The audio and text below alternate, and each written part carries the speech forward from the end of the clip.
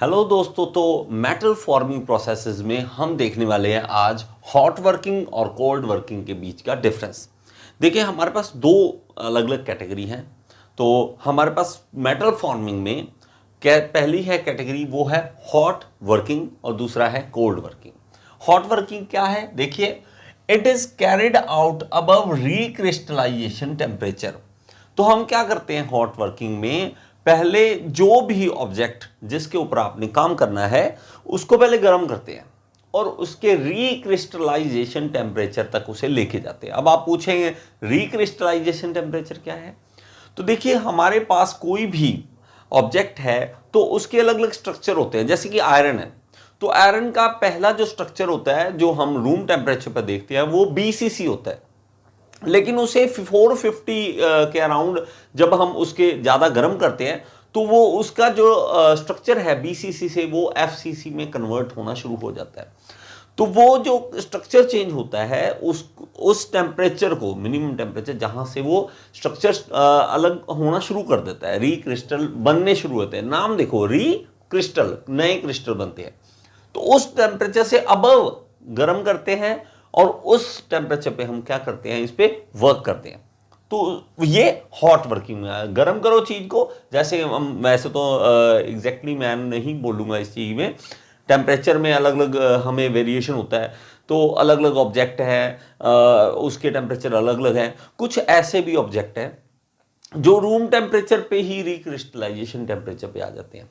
Room temperature like जैसे हमारा area north India में, तो यहाँ 40 डिग्री, 45 डिग्री, 50 डिग्री तक टेम्परेचर चला जाता है।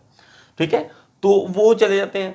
तो हमारे पास जैसे आयरन है, तो आयरन 450 है, तो हमें उस टेम्परेचर तक लेके जाना पड़ेगा, उसे गर्म करना पड़ेगा, उससे ऊपर हम उस पर काम करेंगे।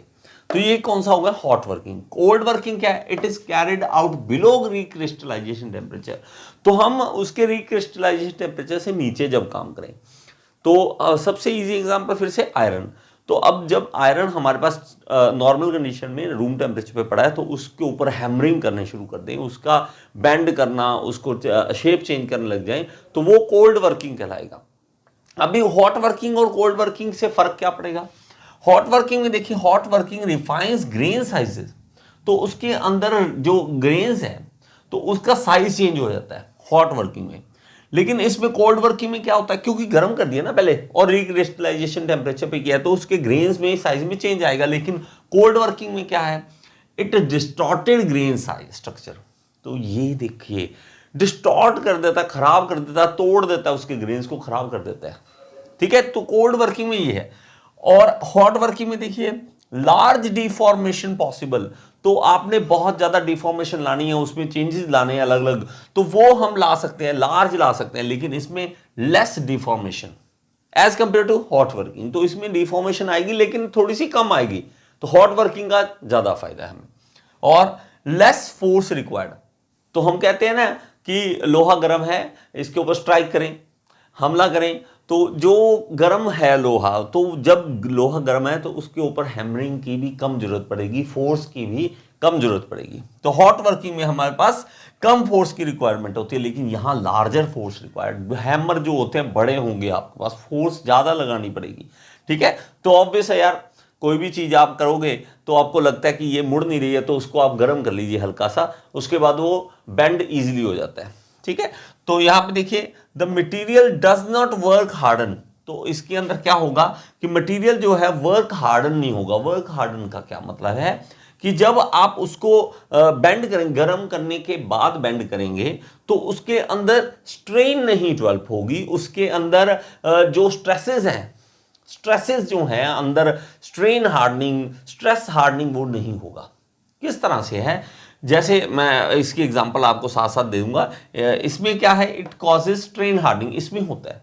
अब इस चीज को आप थोड़ा सा एग्जांपल से हम समझो कि जब आप खेल रहे हो, कुछ इसमें ये भी बताता हूँ, कई लोगों के साथ होता है।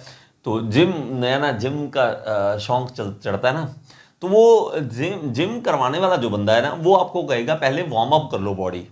आपको कहे वार्म अप कर लो, आपको नहीं, वार्म अप की जरूरत ही नहीं। वार्म अप क्या है कि आप थोड़ा सा दौड़ लो, थोड़ा सा गर्म कर लो शरीर को। नहीं, हम सीधा जाके जिम में वेट उठाना शुरू कर देते हैं। तो यहाँ पे पेन, लेग्स में पेन, कहीं ना कहीं पेन होना स्टार्ट हो जाएगा। और शाम को क्या करोगे, वहीं जहाँ दर्द हो रहा है ना वहाँ जाके मूव लगाओगे, मूव लगाओ। अब करना क्या था, वार्म अप करने से बॉडी क्या हो जाएगी, हॉट हो जाएगी ना। अब जब उसके ऊपर डिफॉर्मेशन आए बॉडी पे, आप चेंजेस लाओ, क्योंकि फोर्स लगा रहे हो ना। अब फोर्स लगा रहे हो तो उसके कारण क्या होगा कि आपके ऊपर स्ट्रेस नहीं पड़ेगी, आपके अंदर स्ट्रेन हार्डनिंग नहीं होगी। यही अगर आपने क्या करना है, जब आप जिम में सीधा जाके एक्सरसाइज करना शुरू कर दोगे तो आपकी बॉडी बहुत ज़्यादा स्ट्रेन हार्डनिंग हो जाएगी। यही इसमें डिफरेंस होता है। तो आप अपनी सिंपल सी लाइफ में से एग्जांपल्स लोगे तो बहुत ही इजी रहने वाला है। अब मुझे लगता है कि जिम में भी जाओगे तो आपको हॉट वर्किंग, कोल्ड वर्किंग याद आएगा। नेक्स्ट देखते हैं, देखिए स्ट्रेस रिलीविंग नॉट रिक्वायर्ड। आप देखिए कि अगर आप वार्म अप करके एक्सरसाइज करोगे तो घर जाके टेंशन लेने की जरूरत नहीं पड़ेगी मेरे भाई, टेंशन नहीं, क्योंकि उसमें स्ट्रेस नहीं है। तो स्ट्रेस ही नहीं है तो रिलीव क्या करोगे, टेंशन नहीं है ना इस चीज की। लेकिन इसमें क्या है, इसमें हमारे पास है तो हमें स्ट्रेस रिलीविंग रिक्वायर्ड, तो हम करेंगे क्या उसके बाद मैं बताया ना, घर जाके मूव लगाओगे। मूव लगाने से क्या होगा, गर्माइश मिलेगी। जैसे मैंने एक वीडियो में हीट ट्रीटमेंट में सारा समझाया हुआ है ये। तो वहाँ क्या करोगे आप, अगर यहाँ पे चोट लगी है, चोट क्या, एक्सरसाइज करते हो, स्ट्रेस हार्डनिंग हो गई है, तो यहाँ आप कर रहे हैं यार टर्न नहीं हो रहा, तो वहाँ मम्मा क्या करेगी, मूव लगाएगी और उसको ऊपर कवर कर देगी। कवर करने से क्या होगा, तो वो हमारे पास एनीलिंग प्रोसेस हो जाएगी, एनीलिंग होने जाएगी। एनीलिंग में क्या होता है कि हम गर्म करते हैं चीज़ को और हवा नहीं लगने देते, हवा नहीं लगने देते, हम मूव में भी हवा नहीं लगने देते, तो ये हम काम करेंगे। ठीक है, यहाँ पे करना पड़ेगा, यहाँ पे नहीं करना पड़ेगा। तो इसलिए जिम में जाओ तो पहले वार्म अप कर लो, फिर ही एक्सरसाइज करो। नेक्स्ट देखो, पुअर सरफेस फिनिश। हाँ, जब गर्म करेंगे ना, आयरन गर्म करते हैं, उसके ऊपर वर्क करते हैं, तो जब वो ठंडा होगा तो उसका सरफेस फिनिश अच्छा नहीं मिलेगा। लेकिन इसमें बेटर मिलता है, better surface finish that hot working, तो इससे तो अच्छा ही मिलेगा। ठीक है, नेक्स्ट देखते हैं होमोजीनियस स्ट्रक्चर और इसमें नॉन होमोजीनियस स्ट्रक्चर। तो जब आप हॉट वर्किंग करते हो, फिर से वही कि गर्म किया, रिक्रिस्टलाइजेशन टेम्परेचर पे है, ग्रेन साइजेस भी अलग अलग हैं। ठीक है, चेंज ही है आपने, और रिफाइन कर दिए हैं, तो रिफाइन कर दोगे सब जगह एक जैसी प्रॉपर्टी आपको मिलेगी पूरे मटेरियल में। लेकिन इसमें क्या है, हमारे पास ऐसा नहीं है। कहीं से तो वो जो उसके ग्रेन्स है बड़े हो जाएंगे, बैंड हो, जहाँ से आप बैंड करो वहाँ से तो ग्रेन्स उसके खिंच जाएंगे, और बाकी जो जगह है वहाँ पे नहीं खींचेंगे, तो वो नॉन होमोजीनियस हो जाएगा। और यहाँ पे क्या होगा, होमोजीनियस स्ट्रक्चर होगा। ठीक है, तो आप इस चीज को समझो। अब ये जो काम है हमारा मोस्टली क्या है, वो फोर्जिंग। आपको सिंपल से एग्जांपल, तो फोर्जिंग जो काम है वो हॉट वर्किंग का काम है।